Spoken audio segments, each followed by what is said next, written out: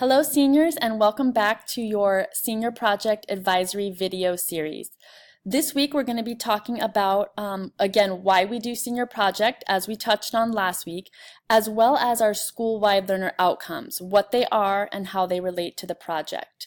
We're going to talk about what to expect in the coming weeks in advisory and how you're going to learn about your portfolio elements.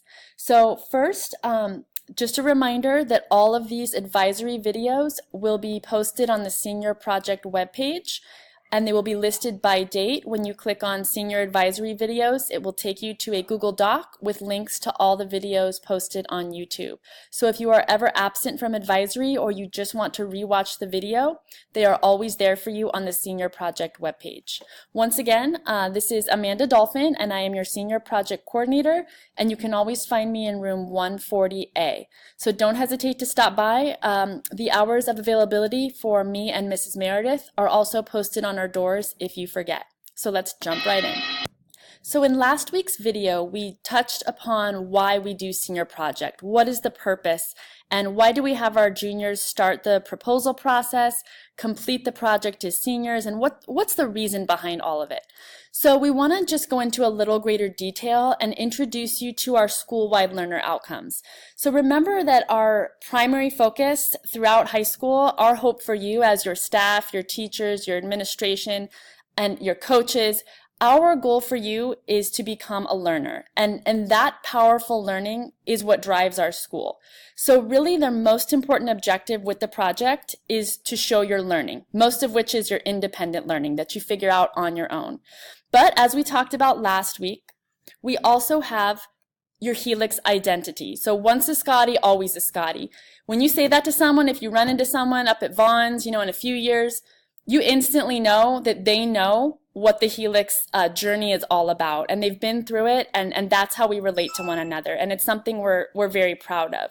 So that Helix identity also plays a crucial role in why we do the project. We go above and beyond, and we're hungry for more. We're hungry to learn, and we're hungry to show the community how much we can do here at Helix. We also have a very important element of the project, which is producing evidence, producing that final product and showing that you are the one that went through those steps. And finally, with your senior defense and your senior boards, communicating what you've been through and what you've learned in a clear and articulate manner. So becoming that professional communicator through your interpersonal and presentational communication skills. So these, again, are all reasons why we do the project. But really the main goal is to demonstrate your powerful learning that you go through. So now we're going to talk about our school-wide learner outcomes. You've probably seen posters all around in your teachers' classrooms that list, they say at the top, "We are Helix," and they list our school-wide learner outcomes. So what is a school-wide learner outcome? Well, these are goals that we have for you that we hope you achieve throughout your 4 years at Helix. These are the things that we feel will set you up for success in college, in your career, and whatever is next for you after you leave high school. Each week we're going to be talking about these learner outcomes. We're going to go into more detail, and these learner outcomes will be incorporated as the basis of your senior board speech. So really try to focus in on the different outcomes, what they mean, and think about them as you're completing your project. So when it comes to the speech, you already know how you've become or achieved those different identities and outcomes through the purpose of the project. So you don't feel like it's hitting you at the last minute. What are these school-wide learner outcomes? We want to teach you throughout the year to recognize how you're learning, what you're learning, and to incorporate it all together into your senior project, as well as through your classwork, athletics, extracurricular activities. All kinds of things going on at Helix are all focused on these school-wide learner outcomes. So the school-wide learner outcomes that you will see posted around campus are these listed here. There are 7 of them. We want you to become all of these things: a constructive thinker, an effective communicator, an informed decision maker, a functional producer, an involved citizen, a self-directed learner, and a healthy person, both mentally and physically. So as you start to see these around campus, you can start to think about how these are linked to everything we do here. So we're going to go into more detail one at a time, and today we're going to focus on how your proposal has already started to link into one of these outcomes. So the school-wide learner outcome that we're going to focus on today is all about the proposal. So you've already been approved and you've gone through this process, but why? Why were you doing that and what was the point? Not just to pick a project and get it over with, but to learn some skills along the way and to respect your element of choice in the project that you want to complete. So today's school-wide learner outcome that we are going to focus on is becoming an informed decision maker. So what does that mean? So if you look around campus on the posters, this is what that means, to delve into more detail. We feel that an informed decision maker is a person who can develop a plan. They can see an end goal and then formulate a plan to achieve that goal. Whether it's an academic goal, career goal, even a social goal, any type of goal needs a plan. So you have to really plan the steps along the way. We also feel that an informed decision maker is a person who takes responsibility. So throughout the project, you're going to start to have things go wrong, things come up, and a lot of times they won't be your fault, but they still will be your responsibility. So there's a difference between the two, and we hope you start to learn how to take responsibility for the things that happen along the way and to really take it upon yourself to figure things out. So you're going to be dealt these problems or challenges. How will you respond to them and still meet that goal that you have selected for yourself? Once you feel that you have met the goal, how do you actually evaluate yourself? So how do you look at the work you've created and decide if you were successful? So you'll notice the color coding that I've done throughout the rest of this video. We feel that you have done a lot of this already as related to this school-wide learner outcome. When you conceived of your project idea, that was developing a detailed plan. You had to look at the different categories, you had to look at the different types of documentation that were required and put together that detailed contract. Here are the things I'm going to learn. Here are the detailed minute by minute, hour by hour steps that I will need to go through to learn how to do this project, how to complete this final product. You found a consultant, so you found an expert in the field who's there to help you, who's there to guide you, but who's not there to do the work. You're there to do the work.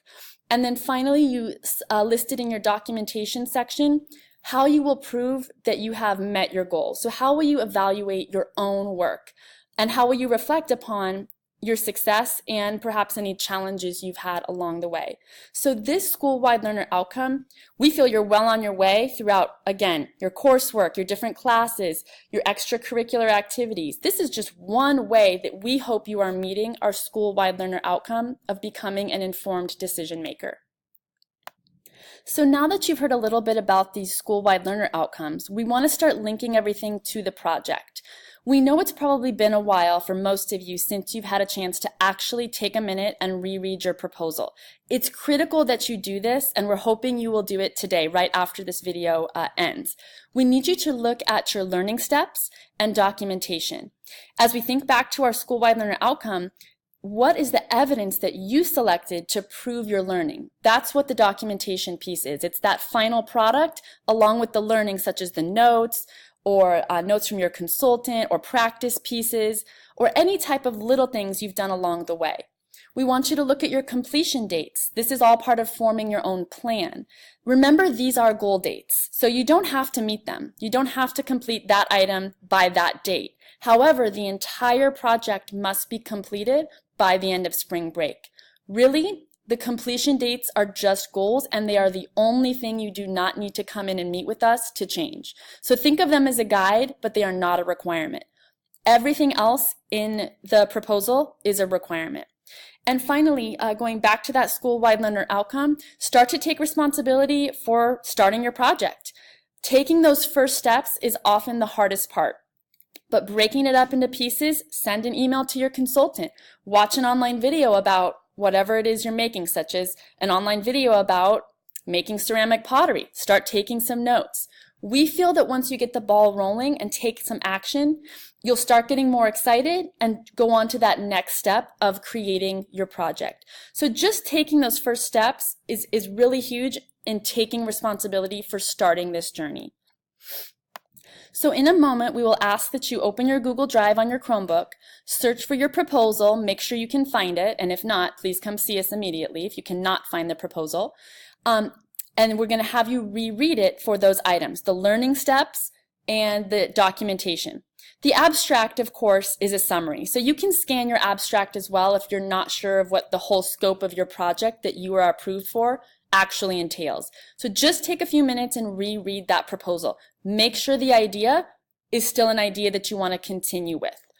That ties right into what we're going to do next week. Next week, we are going to have a video and discuss how to make a change to your proposal, even if it's a small change, or even starting over with a new proposal to change to a whole new project that's totally different. So that's next week's video, and after that, in the weeks to follow, we're going to continue to discuss the school-wide learner outcomes in detail and how they relate to different parts of your journey through the project and the portfolio. Starting next week, we will also have little activities. Sometimes it'll be something you do on paper and turn in. Sometimes it'll be like a Google form that you complete. All the seniors working on it at the same time, trying to get it submitted, and we will have competitions with prizes, both individual prizes and for the advisory classes that do the best.